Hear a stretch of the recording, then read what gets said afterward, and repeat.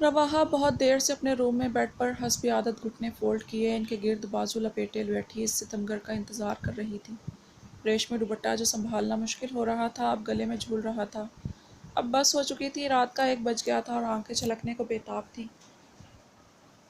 जुर्म तो दोनों का बराबर था, फिर वो क्यों इतना बेमहर हो गया था कि किसी की जानिब देखना तक गवारा नहीं कर रहा था।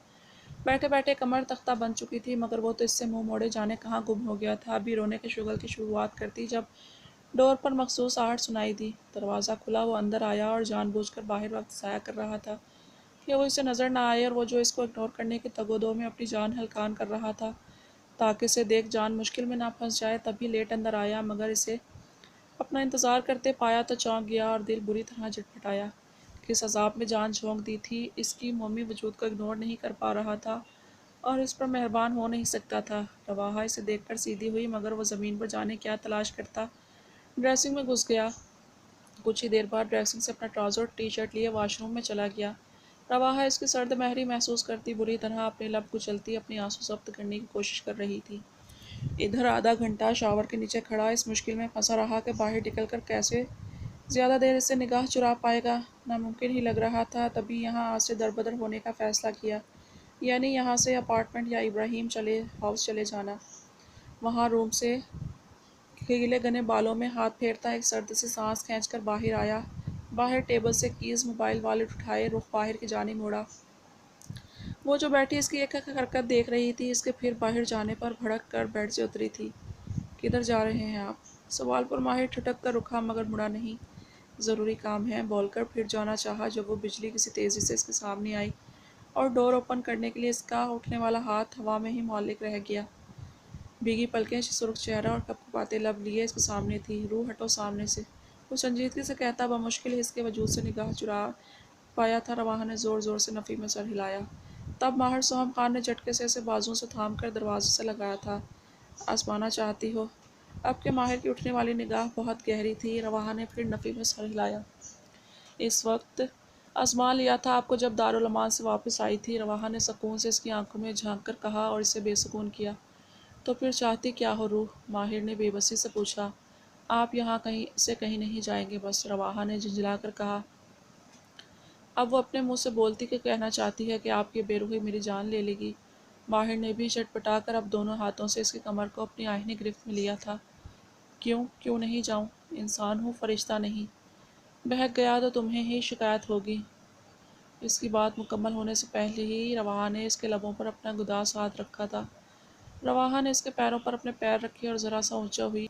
माहिर ने भी जो इसे कमर से थामा हुआ था कमर को सहारा देकर ऊंचा किया ताकि वो जो करना चाहती आसानी से कर गुजरे। रवाहा ने अपने कपकपाते लब इसके माथे पर रखे थे। माहिर ने सुकून से आंखें बंद करके वो फूलों जैसा लम्स अपनी रूह तक महसूस किया था। आई एम सॉरी, वो सिसक पड़ी और इसे गर्दन में मुंह दिया। अब बर्दाश्त की हर हद पार हो चुकी थी। तभी इसने इसे बाजुओं में भरा था और इसे लिए बेड तक आया। इसे बेड पर लिटाकर इसके करीब नीम दराज होकर बेड ग्राउंड से टेक लगाई थी। इसका सर अपने कंधे पर रखा, कमर के गिर्द बाजू हायल किया। रूह मेरी जान, मेरी धड़कन, गौर से सुनो। जानता हूँ तुम मुझसे नाराज़ हो। मैंने इस वक्त जो कहा वो सब बकवास था।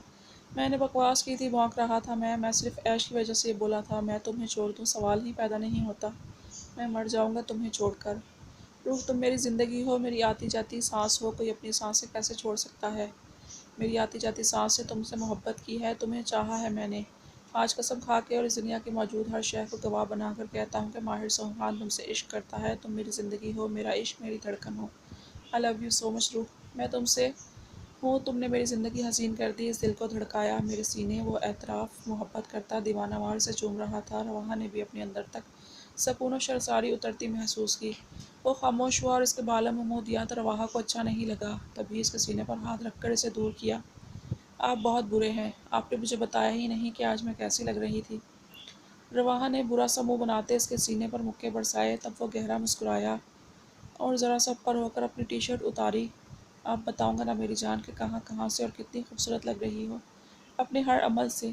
इसके मायने खैज लहजे ने रवाहा को अपने आप में सिमटने पर मजबूर किया था, मगर आज वो खुद इस हरी बला से उलझी थी तो इसके जारहाना तेवर भी अब इसे सहने थे। माहिर ने इसका चेहरा अपने सीने से हटाकर अपने सामने किया और इसकी सांस को अपनी गिरफ्त में लिया। اس کے عمل میں بہت شدت تھی۔ رواحہ کی جان تو تب ہوا ہوئی جب کندھے سے فراغ کی سختی محسوس ہوئی، اور واقعی وہ اپنے ہر عمل اور ہر شدت سے اچھی طرح بتا رہا تھا کہ وہ کتنی خوبصورت لگ رہی ہے اور وہ اس سے کتنی شدت سے محبت کرتا ہے۔ یہ رات مفرا کے لیے بہت پراسرار پہیلیاں اور بہت بڑا سرپرائز لے کر آئی تھی۔ جب وہ روم میں داخل ہوا تو چھوٹے سے سفری بیگ بیڈ پر پڑے تھے۔ وہ حیران ہوئی اور اس سے پہلے ڈریسنگ کی طرف جانب جاتی جبران روم میں داخل ہوا۔ مفرا ادھر نہیں، ادھر آؤ، ہمیں نکلنا ہے، وہ مصروف سا بولا اور الماری سے نکال کر بلیک ٹو پیس کے اوپر اپنا کوٹ پہننے لگا۔ کدھر؟ اسے حیرت ہوئی۔ مفرا سوال بہت پوچھتی ہو یار، رستے میں بتا دوں گا، اب چلو۔ جبران اس کی جانب بڑھا، اسے صوفے سے اٹھا کر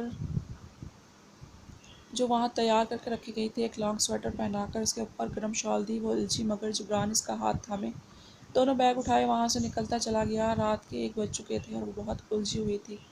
جبران اسے لیے باہر آیا اور لا کر اسے اپنی پراڈو میں بٹھایا اور خود اس کے ساتھ بیٹھ گیا۔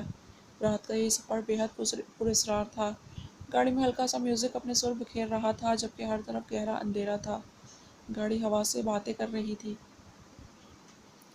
ہم کہاں جا رہے ہیں آپ نے بتانا ہے یا نہیں؟ مفرا نے جھنجھلا کر کہا۔ پنجاب جا رہے ہیں، شہر کا نام تو بتایا، تمہیں سمجھ نہیں آئے گا، ابھی ادھر جا کر ہی پتہ چلے گا۔ کس لیے؟ ایک اور سوال۔ سیمینار ہے، فیوچر میں تمہیں بھی اٹینڈ کرنے پڑیں گے، تو ابھی صحیح آپ نے مجھے کپڑے گرم کیوں پہنائے؟ اتنی سردی تو نہیں ہے؟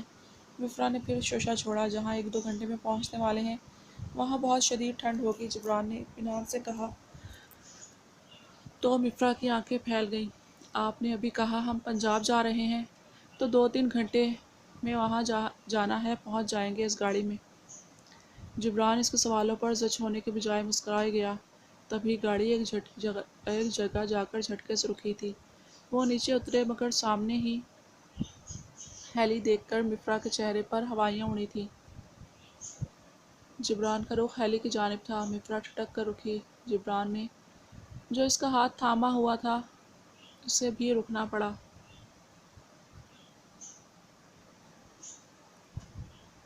اب کیا ہوا؟ جبران نے پوچھا۔ مجھے نہیں جانا اس میں، مجھے ڈر لگتا ہے، مفرا نے کہا تو جبران نے دانتوں تلے لب دبایا۔ ابھی تو میری جان پتہ نہیں کون سا سرپرائز منتظر ہے تمہارا اس گہری رات میں، ابھی سے ڈر گئی؟ اب چلو۔ جبران نے اس کا ہاتھ کھینچا۔ نو، دیکھیں مجھے نہیں جانا، آپ جائیں۔ مفرا مچلی۔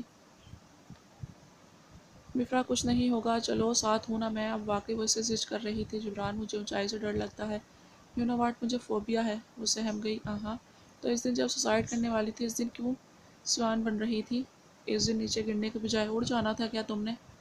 جبران نے آئیبرو جھکا کر پوچھا۔ اس دن تو مجبوری تھی نا، وہ منمنائی سمجھو آج بھی مجبوری ہے۔ جبران نے اس کے ہاتھ پر گرفت سخت کی اور اسے لیے ہیلی کی جانب بڑھا۔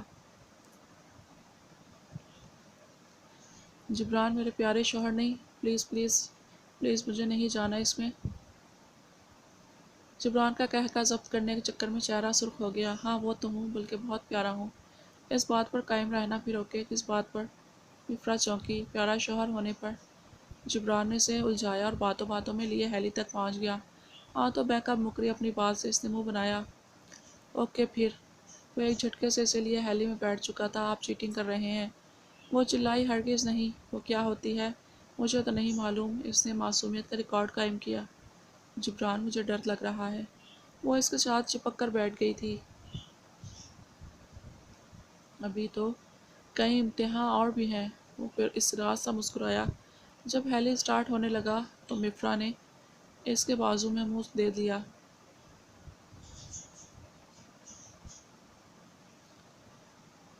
یہ سفر یقیناً مفرا کے لیے یادگار ترین ہونے والا تھا۔ جبران نے سیٹ سے سر ٹکا کر آنکھیں موند لیں۔ اس نے سیمینار کا جھوٹ بولا تھا۔ ایک خاص مقصد، خاص کام سے پنجاب جا رہا تھا۔ وہ کیا تھا یہ تو وقت ہی بتانے والا تھا۔